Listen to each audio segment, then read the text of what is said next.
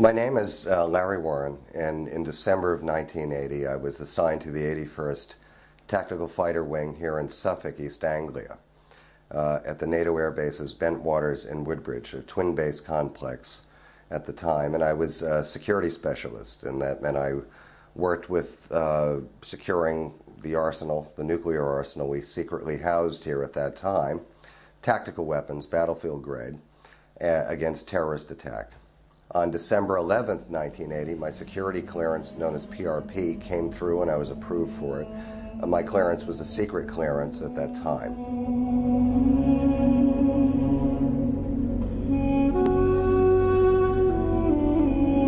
When it comes to the UFO incident that took place near RAF Woodbridge, which is our sister base, 6 miles apart, separated by a pine forest known as Rendlesham Forest, I was into my second week on the flight line working the night shift. We had just come off a break. The previous flight, sea flight, I did not realize this, but on Boxing Day morning, early in the hours, 2 nights before my event, because I was off duty and things were clamped down, what happened is that a security policeman named John Burroughs and an airman Parker were at the east gate of RAF Woodbridge, and if you look from the gate out to the forest, it's a Corsican pine forest. Beyond that, about 9 miles away, is the Orford Quay and the North Sea with the Orford Lighthouse on it. And I will qualify that we were all familiar with the beam of the lighthouse, which people have tried to downplay these events as saying we misidentified. Airman Burroughs saw what appeared to be an object in the forest at the east end of the runway, just within the trees. Multicolored lights. He suspected maybe an aircraft had crashed, but there was something wrong with that. He called into Central Security Control on Bentwaters, reported what he was seeing. A shift supervisor named Jim Peniston responded. He was a staff sergeant, responded to the scene. A few other personnel arrived. I wasn't involved in this, but this is what I know of it. They pursued the phenomena into the woods. They definitely thought there was an air crash and started to begin those procedures. We were not allowed to take arms off the base due to our treaty with Great Britain at the time. Any incidents outside of the base, the British military or constabulary would take care of. These men got permission to proceed on foot into the forest to investigate these lights. And there's a lot of information on what they saw. In fact, on the MSN network, Jim Peniston has given terrific statements on the computer, of his experience with Burroughs.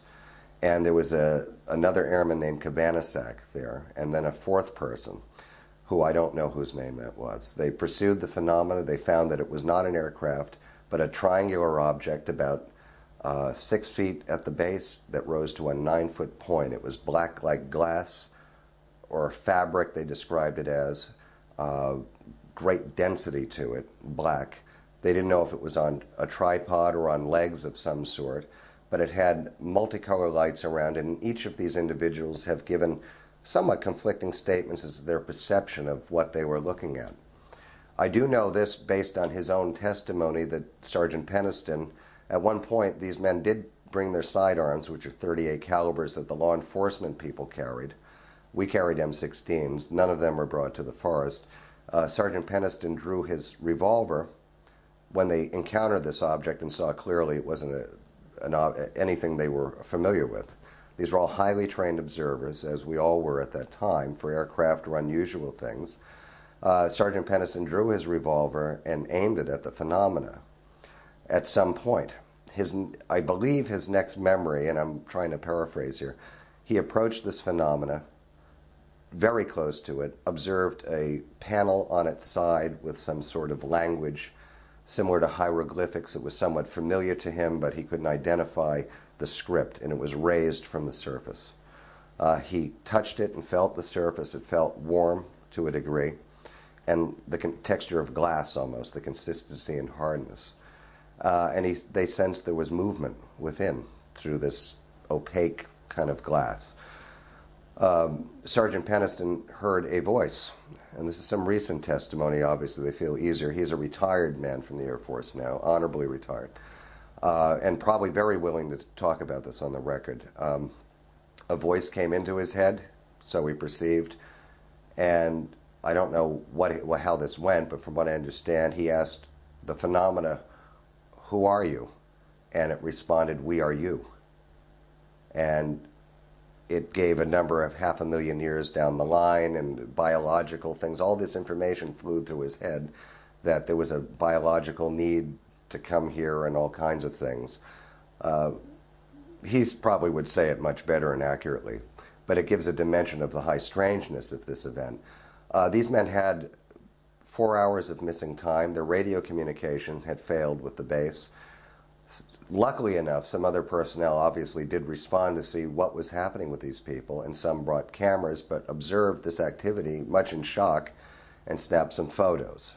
Part of my story, unwillingly, is that in the last year and a half, because of the book I wrote, Left at Eastgate, some of these witnesses contacted me, and a gentleman released some of these photos. They're not spectacular, but they do show light phenomena that needs further work. These men were debriefed the next morning. They were retrieved dazed in the forest. They made statements immediately. They were debriefed. They were given injections of what they were told was sodium pentothal by some element of the Air Force. So Airman Burroughs told me directly, John Burroughs, who lives in the state of Arizona. I'm not sure his location right now, but it is Arizona, originally from Chicago, told me that he knew the next day, within the next 2 days, that this phenomenon was going to return. And it indeed did. Their shift had ended that day. My shift came on. There was evidence left by this encounter, pod indentations on the ground. The British Suffolk Constabulary responded to this the next morning because it was an incident. It was reported to them from the base security police operations desk. They came and these triangular, and Charles Holt can explain this very accurately because he was present on site for the investigation, was that these pods were in a perfect 9-foot separation of a triangle. They represented something 2.5 metric tons sitting down. There was a break in the canopy of the Corsican pines where something clearly came through it. There was background readings, and Nick Pope can actually offer some more information on this via the Ministry of Defense, is that the background readings were 25 times higher than the normal natural background radiation in that area. How these readings came up is that Sergeant Nevels, who was the disaster preparedness man on at the base at that time, had the Geiger counters and knew how to read them. And these readings were taken from this ground zero area. There was residual on the trees and everything. I was put on a very remote post at the end of RAF Bentwaters flight line called Perimeter Post 18. It was an alert man position, so it was normally not manned in this dugout or bunker. I went to my position, was uneventful for about an hour and a half. What I noticed first was an animal disturbance where some deers ran down to a rather low fence we had at that time surrounding the base. And these deer, a herd of deer, jumped the fence and ran past my position right over the runway. And they seemed spooked, or I had that feeling. Suddenly from the WSA, we had an 80-foot tall tower which oversaw the facility, also could see over to RAF Woodbridge and the Rendlesham Forest. In that, it's called Speak Ads, and that's all the electronic monitoring by highly trained specialists and security police, particularly to watch over the ordnance and all kind of stuff. And I started to hear chatter on the open frequencies. We had Motorola radios at that time. We had 4 channels of security police operational active channels. I started to hear commentary about lights over the forest toward Woodbridge. Those lights are back again. And I was looking up, and suddenly at this point I get a call from Lieutenant Bruce England, who was a security police officer, former Army Special Forces, I think, and went into the Air Force. Called up, and he was the shift commander at that time, and said, "Airman Warren, deactivate your post. You're going to be picked up by a GOV, which is a government-operated vehicle, a truck," and pulled up, and Sergeant Adrian Bustinza, who was my reporting official, was the driver. Lieutenant England was in the passenger seat, and there were other personnel, new personnel like me, in the back. I was told to get in. We went immediately to the Bentwaters motor pool. We were fueling up Lidls, which maintenance people would have done that. They threw all of them out. They weren't around. There was a lot of chatter about people trying to find the base CO, and just a lot of frequencies. They were saying change frequencies, put all the radios down. All of this, I must tell you, was recorded in CSC on the tapes they make of that night. Those were stolen, and so were the logs of that period that Charles Holt can confirm also. They came up missing in a few days when he went looking at it. That listed personnel on duty and a lot of different things, incident reports and everything. They were gone. But we had we had our NATO rounds and the weaponry, which is very unusual. And there was an urgency among senior people. Went down a logging trail into the forest. There was an armor vehicle after about a half a mile into the woods. I haven't talked about this in a while because I wrote it and thought I'd never have to. The feeling in the forest was very strange. Movement was odd. Perception was odd the minute we entered the forest. I will tell you this, there was a problem. Something was wrong. We pulled up. There were some other vehicles. There was an armorer's vehicle. They took our weapons off us. Each weapon is assigned by number anyway, and it's with you for your whole assignment. And that was taken away from us. We broke up into 4-man units. We headed down a trail into the forest. Charles Holt was out there at that night with a smaller party of senior people. Lieutenant England joined them at one point. I saw there was a lot of radio contact. We had to maintain radio silence, the lower ranking guys. But I could hear on other open channels them saying, you guys coming in have to avoid those hot spots. We don't want you walking all over them. I don't know what I'm thinking. Is it a forest fire? What's going on? And in reality, it was more site investigation going on at that period. I think they had anticipated these objects' return. Sergeant Burroughs, by the way, from the first night knew it was coming back and arrived at the field off duty in civilian clothes, obsessed to get back near the phenomena. You can hear on the actual tape Charles Holt made that night, one of the people on the perimeter securing access to the forest calling Charles Holt on the radio saying, Airman Burroughs and 2 other individuals wish to rendezvous at your location. And Charles Holt responds, tell them negative at this time. We'll tell them when they can come out here. We don't want anyone out here right now. This tape you will have, and this tape should be heard by all interesting parties. Mr. Hall can comment on it further. Though we differed greatly on a lot of perceptions, we were on the same side in a lot of ways. What I saw isn't I talked about it earlier. I wish it was much simpler than what it was. As we moved through this forest in this small group, I was with Sergeant Bastinza. There was Robert Ball was there, shift supervisor, so Master Sergeant, and a lot of other people. Came to a clearing called Capel Green at the end of the Corsican Pine. And there was a phenomena on the ground in this field. It was like a mist. It looked like a fog on the ground. There was a cinematic film camera, a movie camera present, and there was a very large Agami-type video camera. They were very large at that time. These came from public affairs on Bentwaters. There was anticipation of the return of the phenomena. There is a trail on this film that is established. This isn't just me talking. Anything I'm telling you, I can pretty much be backed up in any court of law, and especially with the body of the evidence, and I'm willing to do that. I was observing this, and of course I can describe this in a way it sounds like a bad science fiction movie, but I will say that my senses were not as they are now, or as they would have been hours before I was present there, and others felt the same. It was like watching a movie. This mist was on the ground. It was being observed. There was disaster preparedness present. There was a house off to the left, farmer's house. I'd never been out in this forest before. There was a light on in this house, so those people were home. There was a dog barking, I remember clearly. I saw a light come in. We could see the beam of the Orford Lighthouse in this clearing, by the way, very clearly. This case has been written off as a misidentification of this lighthouse, an exaggeration or whatever. In reality, it was there for over 100 years and was no surprise to anyone.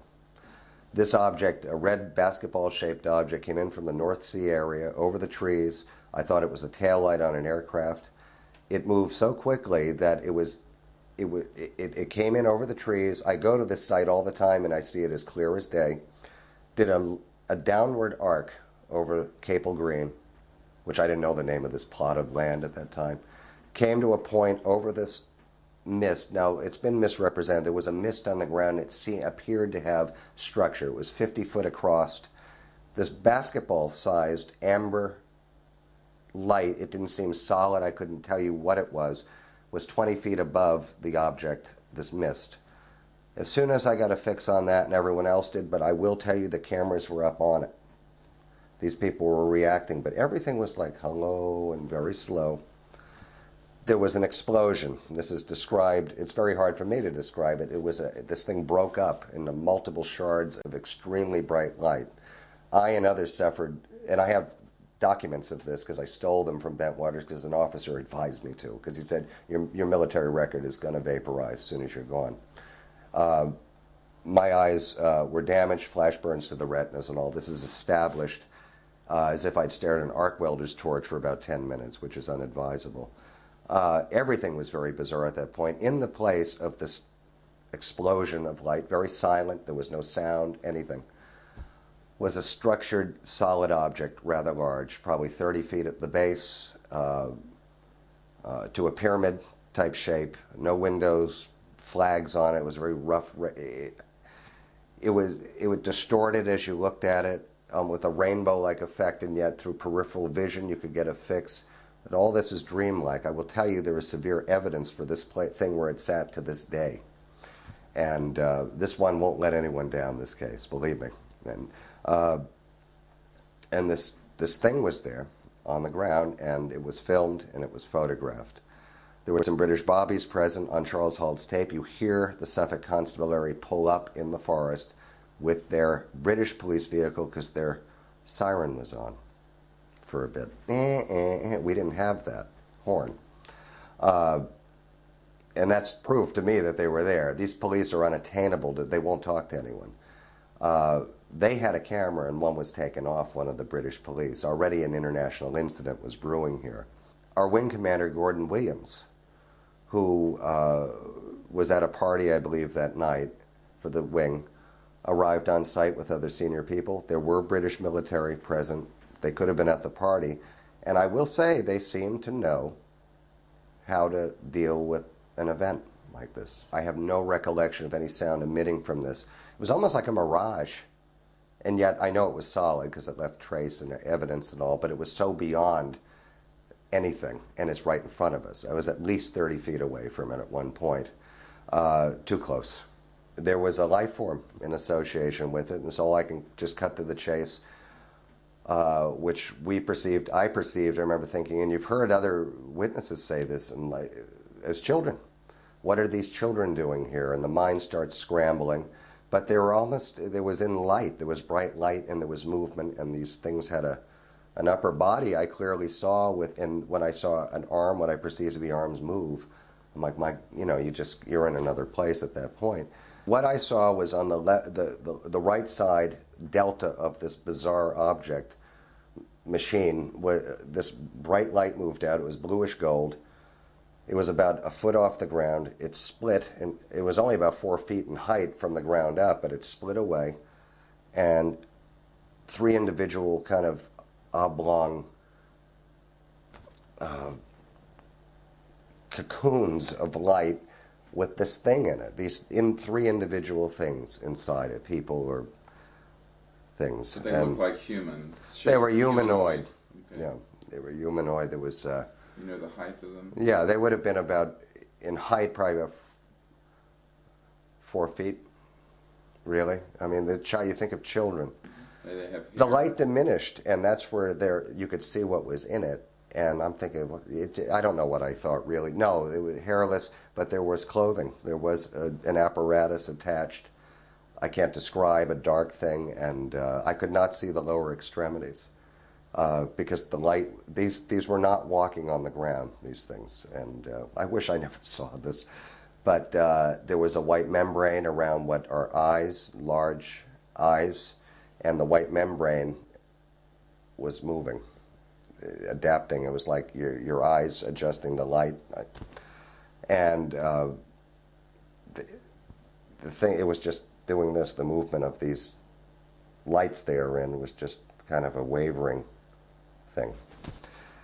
The commander was there, and this is where I swear there's got to be a protocol. And if in the event of something like this, I don't know, it's a feeling, my opinion. And he moved forward, and at that point we were called out of the area by rank. In fact, a lot of lower ranking people were involved in this and sent back to the vehicles. On our way back, there was a lot of phenomena in the forest. These lights, these light beings or whatever, there were other craft around in the tree, above the trees, almost as if they were guarding this thing and backing it up. And I will tell you that Airman Burroughs, and he needs to be speak to someone, and he needs to be in front of a responsible body. This man can make a big difference. Was in the parking area where all the vehicles were. They would not let him out to the sites. Charles Halt was pursuing other light phenomena with getting beams fired down to the ground right in front of him. Literally pencil-sized beams from these crescent-like phenomena. Making a recording as it all happened. 4 hours of audio, you've got 18 minutes of dynamite. My event was happening about a half mile away. In fact, on that tape, you hear the beginning of my event. I will clarify this. It was on the record long before the Halt tape became public, and I was the one that made the Halt tape go public. And I turned it over to CNN, and I've never taken a penny for anything I've done with this ever. I never have. As we left, and I will tell you verbatim because Airman Burroughs told me this, or John Burroughs, is that another object appeared right in the midst of a lot of security personnel at the parking area where a lot of the trucks were, and backline personnel. It appeared right in the midst of them. Airman Burroughs grabbed this object and it moved over the ground 10 meters with him holding on to it. It's an absolute fact. He physically touched it. He moved with this thing on it. It took off. It got away from John. Another beam of light came down. There was one guy, a security personnel, in a pickup truck. This thing was following one of these beings in the light, literally following him. He jumped into a pickup truck, slammed the door, and it passed through the glass right in front of him, and he freaked and kicked the windscreen right out of the truck. This thing went out the other window. I know this person. This happened in front of many people, too. Went out the other window, which was rolled up. It's December. Turned away from the vehicle. A blue beam of light came down from above the trees. This thing got on it and ran right up into something that was dark and looked like a pine cone with white pins of light on it. It was dark against the night sky.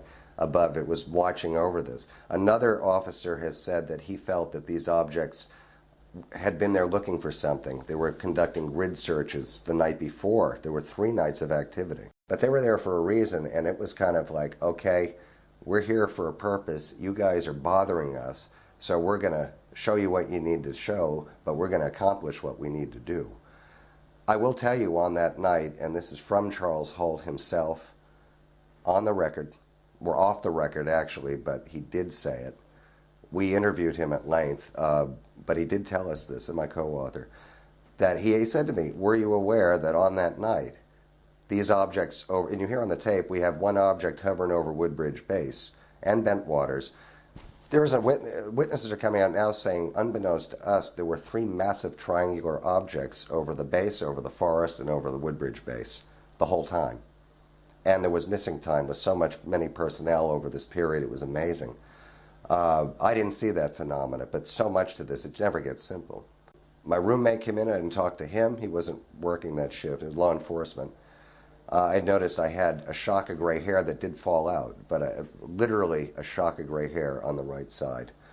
My eyes were watering profusely. I had a metallic taste in my mouth, and I was almost hallucinatory. The room was warping and everything, and sweating. I was sweating profusely and had cold chills. We had secured phones on the base, obviously, but being rather young and naive, I didn't pay attention to the ComSec rules, communication security. And we had a phone where I knew they'd always listen in on your calls, but I went to a public phone box when they used to have them here on the base, reversed the charges to my mom, and I said, Ma, you won't believe this. I remember her answering. She does too. So you'll never believe this. Greg was right with me. I said, last night, it was actually hours earlier. I said, last night, a UFO landed on the base, and we saw everything, and you wouldn't believe it. I'm just thinking she's not responding. Ma, she's gone. I looked at Greg, I go, oh my God, I got cut off. I called the operator and I said, listen, can you reconnect me? She goes, are you calling from the base? I go, yeah. She goes, I'm sorry you were cut off from the base, and hung up on me. Didn't even offer to. And I looked at Greg, I said, man, I think I'm in trouble. So we ran back to my dorm. Malcolm Ziegler, who was a major, was the chief of security police. His underling was Major Carl Drury, all involved in one aspect or another of these events. Major Ziegler is from West Hartford, Connecticut originally, and we had some common ground. I'd lived there. And we got to the office. There was a Jaguar outside. There was another expensive car. I don't remember what it was now.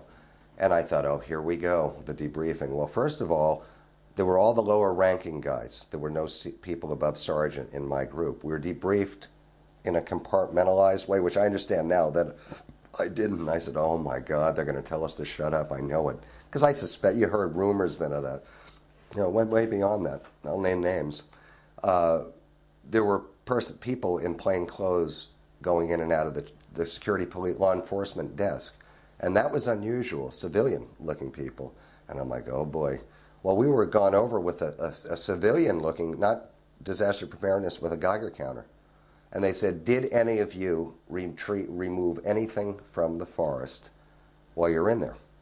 Anything. Rock, twig, anything. They kept asking this over and over.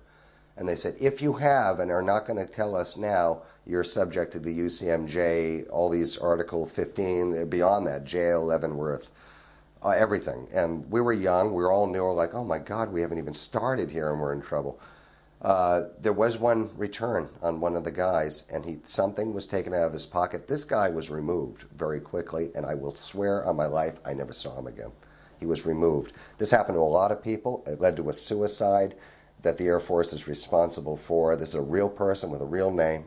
That base, by the way, after that, eventually adopted the highest rate of suicide in NATO. This is an established fact. One of the captains involved was found hanging in his back garden from a tree, married with children, everything. All these people started to kill themselves. I mean, this is absolutely like the movie JFK, but I lived it. And I'm amazed I got out of there alive. Keep it very simple and focused on me, and I apologize for going off in ways, is that we were brought into the office. There were rows of seats, a very small law enforcement desk, and no one was being held there. The law enforcement operators that day were kept out. The office, everything was different on that base now. Brought in, there were sheets on top of the law enforcement desk. We went in, filed in a line. There were about 10 of us. 1, 2, 3, 4, 5, 6, 7 stacks of documents. Pre-typed. One was a pre-typed statement, all generic, of what we saw, which was not what we saw. It said we were off duty and saw only unknown lights flipping amongst the trees. Clearly remember that. I said, wonder if we don't sign this, Major Ziegler. And he goes, you have no choice. And he goes, I have no choice but to ask you to do this. And I kept seeing these other personnel in his office because we were heading there next. He said, you will sign, I think there were 4 documents. One was the UCMJ secrecy thing. I forget, JANAP 1 something, whatever. And that clearly said JANAP. And it was a traditional thing, but there were other things that we couldn't read. You'll be able to read them later. Put your signature on Social Security number. We were filed into his office. There was a movie screen set up. There were 2 rows of chairs, metal chairs folded out. Major Ziegler left, and what was looking at me as I walked through were 2 gentlemen in civilian clothes, big people, very business-looking, American. They had plastic ID with a photo thing, and it said Armed Forces Security Services. I don't know if that's Air Force. We have been told that is a field arm of the National Security Agency. And they were intimidating people, and they didn't smile or anything. They just, were like, what do we do? And they're like, this. We were in uniform, and they asked us specifically to wear the uniforms we were wearing in the field. And I think that was for the Geiger counter thing. We sat down, and a naval commander that came from U.S. Navy, ONI, London, his name was Richardson. And he was a Commander Richardson, was his rank. He had the rings. He was in uniform and was very affable with us. Basically, it went like this. I am sitting next to a friend of mine from Alabama we called Alabama. And Alabama was religiously already at this point so unwrapped that Satan had encountered him. And that he had a handheld Bible and was just under his, it was like speaking in tongues, almost reading this. He was gone.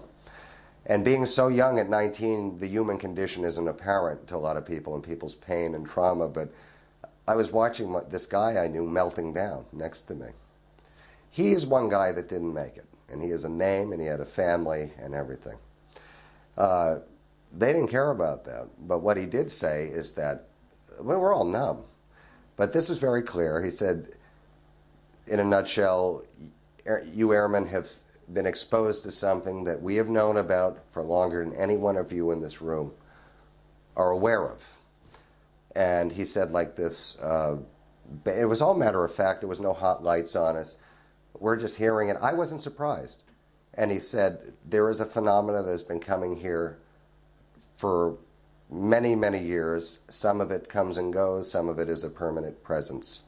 They didn't say a phenomena, they said various civilizations, advanced civilizations. And there was a lot of techie words that I wasn't familiar with, but I put this kind of in my own interpretation.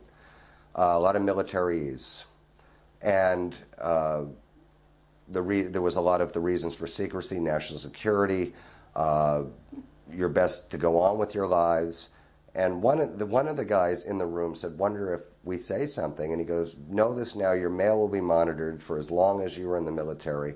To have a good career in the military, and phones, by the way, he said, the best way to go about it is not discussing this with anyone, even each other from this point on. Go about your lives, forget about all this, move on with your lives, with the knowing that you have seen something that few people will ever get to see. And he said, but it was all. And every other word was loyalty to national security, our oath, serving the country, and it was brainwashing because all of a sudden it was repetitive lines, and there was a drone to his voice. This was brilliant. We were shown They showed a film. They said we were going to show you a film that might help you best put into perspective what you gentlemen have witnessed, and help you maybe put it to bed a little bit for yourselves.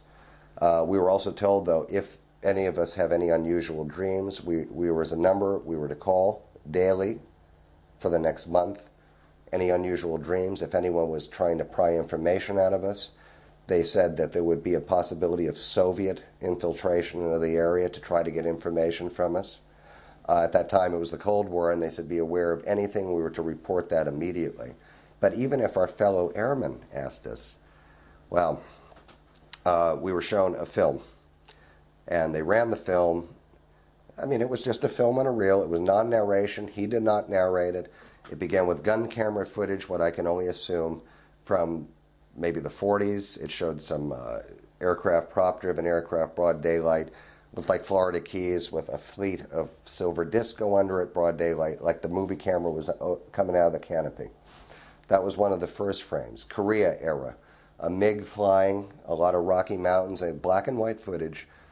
An object coming by this MiG, and the MiG spinning out and hitting the mountain and exploding, and the camera pulls away, and there was a howitzer or something, and people running this way. The clip changes. This thing went all the way up to the space program. The best clip on it showed the beret of the 5th Special Forces, Vietnam on a red clay hill, low scrub brush, guy with a camera, a lot of them had shirts off or whatever, and I don't know if it was Laos, Cambodia, or what. I don't even know the year, but it was in color. Turn the camera, and this giant green kind of delta-shaped thing rises out of the brush very slowly and deliberately below where they are, up to face level, camera level, and then continues. But shrubbery and brush is falling off this massive thing, and a flock of big kind of pelicans or birds go right under it. And I'll never forget that in my life. I remember that better than the incident in the field. The space program, it showed, and I swear to God, it showed structures on the moon, these box kind of things that looked sand-colored. It showed that lunar car moving around. I remember those clearly because I remember being a child when all that was happening, but them at a distance pointing, astronauts pointing at these box-looking things, structured objects moving off the surface of the moon, filmed by definite Apollo missions. And what did the structures coming off the moon look like? What shape? The structures on, and I know this is the moon because it was the Apollo era, looked like a continuation of the color of the moon, but there was structure to it, like huge box kind of things, very square and angular structures without windows or any kind of thing like that, but they were artificial, clearly. And they were being filmed at great, and then when there were lights and weird things on top of hills, Were they in lights. good condition or old? Oh yeah, no, they looked pristine. And were They there looked like any giant objects moving, any UFOs moving? very clearly in different scenes. Where a lot of it was with the lunar car, that mission. Some of it was the astronauts on spacewalks and something dark coming right up near them with red points of red light. I remember that. All of this was very quick. They never showed it again. The Apollo is kind of the era where it kind of ended. I immediately, after getting back to the dorm with Greg Battram, after calling my mother, her getting cut off, being told by this operator, were you cut off from the base? And I said, were you cut off? And I said, yes. She goes, you were cut off from the base. Click. I knew I was in trouble. I was called to the communications section of Bentwaters. I knew it was coming. Staff sergeant was there and a captain who was a black man, and I can't think of his name right now. It is in the book, and that is his actual name. I debriefed me, and I was asked questions. There was a TAC reel-to-reel present in the debriefing, and they kept asking me, have you given sensitive information, not classified, sensitive information out over landlines? And over, and I said, no. And they said, do you want to go with that? And I said, no. I mean, yes. I was lying through my teeth.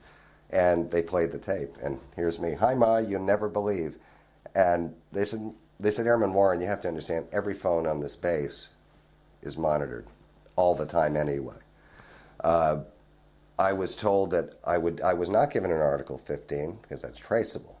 I would be fined $300, and if I did any trouble, I'd lose my stripes. There was a paper trail on that fine and no explanation. And even as late as I never paid it because I got out. They would deduct some out of my pay. But even as of 1986, they tried to retrieve it, threatening me with the IRS and everything. Madness. They're crazy. The machine is crazy. And a lot of guys had been through the event, and Sergeant Peniston was sitting right there. And Steve Longero, asked me, he goes, what the hell happened to us last night? And Sergeant Peniston, who was senior, he goes, shut the fuck up. Warren, shut the fuck up, just like that. And I was like this, oh my God, I threw my tray down and just walked out. It was all downhill from there, my friend. Later that night, Sergeant Bastinza and myself, and I swear it happened to others, received a phone call. Sergeant Bastinza and I were to meet this vehicle at 5 p.m. that afternoon. It was dark at that point in England. We both walked up. I said, hi, Busty, how you doing? He goes, all right. And we both walked toward this vehicle. The door was open. There was a guy sitting there, but there was a lot of construction material as a barrier where this thing was. In reality, what happened is two people came up behind each of us, and I do remember someone heading toward him, and I heard the sound of what sounded like an aerosol. And I went black. But my memory for years was that the interior lights of the car were too bright, and I just blacked out. In reality, it was much clearer. As in the last few years, a lot of that is broken. We were hit with an aerosol of some sort. I literally could see, I could hear, I could not see, and my nose ran profusely, and my chest got tight. I obviously was not getting into the car properly, so I was beaten, literally hitting in the ribs, and pushed, and I was resisting. And I know Sergeant Bastinza was doing the same thing. I had identified myself as a problem. It turns out years later that he had made some phone calls too. We were taken somewhere on the Bentwaters flight line. I knew this by the sound of where we went. When I was removed from that car, I cut my face because I fell out of it, obviously, being immobile, and hit a patch of concrete and ice. Was carried literally, bodily, face down. And I remember my nose running so profusely and I couldn't wipe it or anything. I didn't know if it was bleeding or what. I know we descended. I will tell you there was an underground facility on that base that is, to this day, if someone would do some work on this, it's there. And someone's got to know about this. But in also reality, I have more memories of it being a very clinical situation. We do know at this time a lot of people on the base. There were teams in the forest. Aircraft came into Woodbridge that even the commanders of the base had no access to get near or ask why they were there. Teams in white coveralls were going throughout the forest. There were intelligence people on the base that were never there before. These are all things that can be established as fact from many other people. But I think also screen memories were given to us, because my conscious memory of that is that I have 20 minutes of recall and I'm gone for a day, and it's established by other people. People said I was on emergency leave or on leave or off the base. Other people can verify it. I was just under it. There were other people there. I remember being brought into there was a lot of high tech and machinery, huge vaulted glass-like ceilings, panels of glass, walls, like a subway wall, old but huge glass panels. We were brought to one area, and I have a conscious memory, whether it's real or not, of looking into a very dark void and having someone to this side of me explaining that there were tunnels that connect the bases. There were tunnels from the bases to the North Sea. These tunnels that were lit tunnels, I can still see them in my mind, were massive. And they led out into the Orford Key, the North Sea, near Lowestoft. Clearly was told that. And there was phenomena in this huge void that we were separated from this molded glass type area with rails. And believe me, I was on record way before all the stuff in the late 80s. I mean, and I never wanted this, and other people were with me with this and have verified parts of it. Whether this is a screen memory, though, I don't know. This could be the MK Ultra, I don't know. And I saw technology down there that we were told all kinds of things, but this was non-Earth-based technology that they were based there. And I swear to God, I was on way before the pop culture of this with this. I'd rather this not be the case. I have another memory of being in a room where there were red aircraft-like seats. I was myself, a number of other airmen were unable to move. I've talked. Heads could not turn, but you could see. There was an opaque screen, and they've said an alien told us this, there was a person or something that we couldn't see or our eyes couldn't focus, and there was a telepathic communication with all of us, but I couldn't hear the other ones. And I've talked to other guys that went through this thing, where all kinds of things about religion, about how religion was, the old thing, but was created for us, that these things can become human. I mean, they're in society and all these kind of, I was gone. And it knew things about me that were personal, and it was amazing. But I saw other guys having reactions trying to move, and none of us could. My next memory, conscious memory, I have about 20 minutes, 10 minutes, 15 minutes of conscious recall of these bizarre scenarios. My next recall is just literally broad daylight, walking out into the sunshine from the base photographic lab. What did come out, which I don't consciously remember, what did come out was a very terrestrial thing where we were hit with an exotic aerosol, and I've been told that kind of thing can happen, causing paralysis. I remember a very clinical, I wanted to get out of this situation, being in this facility, but more on an underground facility, but being in a very clinical, like ER setting, being against the wall and then having to sit and wait, seeing a colonel down there, although I don't recognize him, a lot of other people, but a lot of younger guys I went through this with, and being on a table and having seeing Air Force senior people and some other unidentified people talking down to me. I know I was looking up at them with bright lights, and I had marks, by the way, from IV or something. When I came out of there, I had the bruise and I had a bandage. I will admit that. That's for real. I had it. I'm terrified to know or think of what might have happened. So I've only pursued it a little bit. I wrote my mother a letter.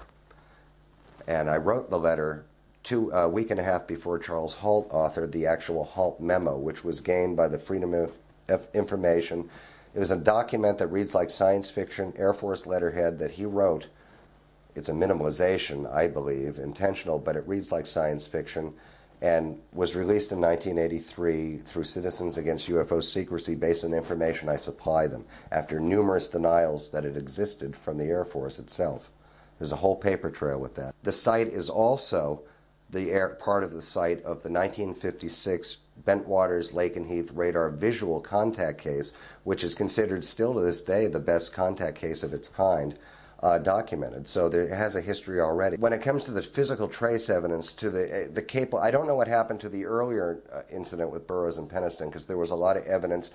Podcasts were made for the indentations. Charles Holt still has possession of one of them, and does show people this, and would show it to any congressional body, I think. These were plaster casts were made, and I think a couple sets of them. Most of them ended up missing. But from my night, and also soil analysis was done on that, but it was all swept away. All these years later, from 1988 to 9, we have done core samples, soil analysis, many of this stuff analyzed by Springborn Environmental Labs in Massachusetts by accredited scientists. And the results of this, we have the published findings. We will. A lot of it isn't left at Eastgate. There was a further result that did not make it, but it is phenomenal. Absolute phenomena took place only in that spot to a level of 3 feet down. And as a layman, all I can best tell you that the evidence, scientifically analyzed, shows that a lot of the investigators ignore the Capel Green site, yet it bears the most fruit in a lot of ways, is that plant alteration. Plants do not grow in this one spot, no matter what crop. We've talked to the farmers for 20 years. However, the soil is darker. It does not absorb water. It has a totally almost crystalline mixed with a very dry dirt, like freeze-dried coffee. And I guess some of the analysis that we have the results turn over to anyone gratis is that something sat there at one time. It was, in a theoretical way, heating the soil to a degree in a industrial microwave oven to a super high heat, and then dropping it instantly into a sub-zero freeze in almost a conical direction down. But I do know this for a fact, is that Gordon Williams, we were told, was dead some years ago in 1988 by a fellow flight commander on the base, Al Brown, who was a very good friend of his. Al Brown was one that would tell you, well, I never knew a thing, never heard a thing. We know the whole squadron was debriefed, the pilots and all, but Al trained all of them but never knew a thing, except he heard a few things on the golf course. Very close friend of Gordon Williams, calls him Gordo. And Gordon Williams was gotten off that base so quick, because I was his bodyguard at his change of command ceremony in 1981, March. I knew who he was, I'm familiar, and I know he was the man I saw in that field. But Gordon Williams allegedly has lost his memory from 1984 previous, because he was bitten by a bug in the Philippines and was given surgery by the Air Force, the type of surgeons that work on the brain. It affected his brain, and he has no recollection before that point because of a bug bite. And I'm glad he made it. When it comes to were there radar returns, on all nights in question, RAF Watton on the third night and the first night picked up, their eastern radar, by the way, picked up an object over Rendlesham Forest descending into the forest. The next day, U.S. Air Force went to RAF Watton, talked to the air traffic controllers, told them that an alien spacecraft, they swore they were under the official secrets, landed in Rendlesham Forest. There was contact with the base commander, and they were borrowing the tapes. The tapes were never returned. These are all real people that are apparently talking now. I also know that on one of the nights in question, when it comes to were there beings, a small object appeared near the perimeter of RAF Watton, not far from our base. Of course, they had higher security because of the IRA threat at that time. Our Royal Air Force Police dog handler, K-9 team, was doing a perimeter patrol where the dogs went flat down on the ground. These people are talking now when they saw these two beings near the fence line prodding it next to a triangular object, prodding the fence with these light-like objects. When they saw the RAF dog handlers, they fled toward this machine that took off and headed off toward our base. There was something very strange in the whole region. There was trackings. The tapes were taken. When people ask about the film and photographs, there's confirmation. This isn't a story I came up with. Captain Mike Verano verifies on the cable news network program UFO, the Bentwaters incidents from 1985, that indeed he drove the wing commander, Gordon Williams, the next morning to an awaiting F-15 or 16, I don't know what was available at that time, that we didn't have on the base, that flew in specifically. The pilot opened the canopy. They had a satchel, and he said, I asked Gordon Williams, what do you have in there? And he said, I have actual film. We have actual film and photographs of the UFO. Gordon Williams personally handled this material in a satchel to the pilot. The canopy closed. And he quote unquote says, on the program, by the way, I asked where the film was going, and I was told Germany.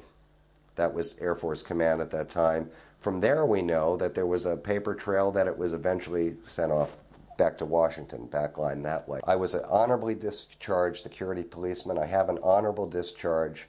I've heard a lot of nasty things said about me, but I have my records. The only reason I have my records is because I was advised to steal some of them by an Air Force colonel or copy them because he said they would vaporize. He said, they're going to fireproof you. I don't know what that means. And I was looked at almost like a Frank Serpico kind of guy. I was not a team player because I was talking to everyone. But he looked at me. This is a guy that should have no knowledge and be going, what are you talking about? You're on crack or on drugs or whatever. And he like this, you're going to learn. There's nothing you can do about it. So why push it? My friend Alabama went AWOL to back to O'Hare Airport, was captured by the FBI. They were intercepted, returned to duty immediately. All he wanted to do was go home. He was put back on flight. I was riding with a senior master sergeant on a vehicle patrol, just totally depressed with everything, when Alabama called in. This is a real person, called in on the radio and said he was going to kill himself if he could see his go home. And this guy turned the pickup truck quick and was heading toward the post. He said, you stay on the goddamn radio and all this. And there were units. I saw all the units across the flight line responding and everything. I never hear Mr. Holt comment on this at all, and that's why he won't stand with me in a place, because I bring up things that maybe they feel bad about. As he says, the Air Force were on the sidelines for it all. But he had a GIU and a short M16 and in the mouth, and took the top of his head off. It was the first time I ever saw death, violent death, at 19. And all this did, we were different as night and day, me and this kid. You know, he was the South, I was the North. He was very religious. I respect that, but nothing in common. He was a nice guy, and they did not do anything to help us. Calling psychiatrists that played head games. Are you having any dreams? Dreams was so important to whoever we were talking to on these phones. What are your dreams? Do you feel compulsions to do anything? You have to tell us, and it is dangerous not to tell us. So I went to go back in the Air Force saying, well, maybe I'll do something else. Everything was great. It all began suddenly saying, with the guy that put me in, he goes, Larry, I got bad news for you. He goes like this, we can't touch you. Their computers at that time, word processors would come up when you put my information in. Do not process, nothing follows. I talked to their in Glens Falls recruiting station, the senior master sergeant that ran it, and I said, guys, I got to tell you what happened. I told them the thing minus beings and all, and they said like this, Larry, you can't surprise military people with this, and I'm with you. He goes like this, you're never going to get back in. You're more of a threat inside than outside. And he goes, I'll tell you to give it up right now. What got me even more mad, and they basically said, we can't go further. They showed me, do not process. I'm like, this can't be. I'm honorably discharged. But accept my re-enlistment code, and I ask you to check this out, is a 4M. Now, you think it means medical.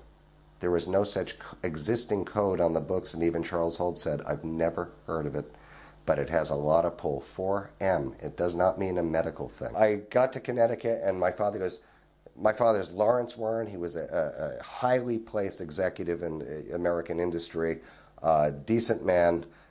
A friend of his, a golfing buddy, was the commander of the Connecticut National Guard. And he says, because I was looking for help with college. He goes, I'll take you up to this guy named Dick, and he'll get you in. And he said, well, if you want to do that. We went up. Now, this is a friend of my father's. He said, oh, no problem, not telling him about anything else. A few weeks go by. My father runs into him, and he ignored my father. He said, Larry, I can't do a thing. I have had unbelievable phone problems for years, the typical things. We have all the mail. My mail is still intercepted. In this country, it was for years open and resealed in plastic with the letters of apology. Many of our packages don't get where they're going. Obviously, my passport was coming up for renewal, and I sent it in. It would have expired by the time it was coming. But soon after sending it in for a new one, I got a letter back saying, Mr. Warren, your passport was altered or mutilated, and you need to reapply for another one. I said, oh my God, what the hell was that? So I said, oh fine, filled it out. Next response, have all this by the way. Mr. Warren, you must reestablish U.S. citizenship.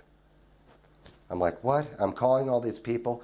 Finally, in Portsmouth, New Hampshire, at the National Passport Center, they said to me, this woman, I got talking to her for 3 weeks, and I said, she goes, I can't tell you what's happening here. But after a while, I said, listen, I'm writing a book called Left at Eastgate. She goes, the Bentwaters thing. She happened to be a person into this, but had access. She said like this, you call me at this number, her home number in Lebanon, New Hampshire. Called her and she said to me, and I have the official printout, this individual's passport is being revoked under some classification, speaking of sensitive defense issues, public forum, foreign soil, and then some coding, DOD coding under it. And there was NSC things and all. I have it all, and it is just bizarre. Our agent at that time, Perry Knowlton in New York City, was friends with Ramsey Clark, former U.S. Attorney General. You guys know. And he set up a meeting with us, and I met with Mr. Clark in person. Peter first sent him a letter outlining our work and what we were trying to do and what I'd been through, and he said, come in. Now, I was amazed meeting this guy anyway, and he said to me, because I'm going to make some phone calls for you, but I'm going to tell you this, after knowing everything, in his opinion, and I think he would reaffirm this to anyone, I'm sure he would, he's a very decent man, because and a lot of the debunkers try to say, well, it was because you talked about nuclear weapons, that's all, in a low-level action. Well, Mr. Clark said, he goes, people in England suspected there were nukes there all the time. He goes, I will tell you this, your passport was suspended because of the other things you've talked about. And he wouldn't elaborate anymore. He made 2 phone calls, and the Department of State, with apology, said it was an error. We've tried to do our best. I'd be willing to speak and swear to this and everything in front of any congressional body. I have great respect for my country, and I think it is the people's right to know. And a lot of guys suffered through this, and I am an advocate for the witnesses. From other civilizations, that it behoves us, in case some of these people in the future or now should turn hostile, to find out who they are, where they come from, and what they want. This should be the subject of rigorous scientific investigation and not the subject of rubbishing by tabloid newspapers.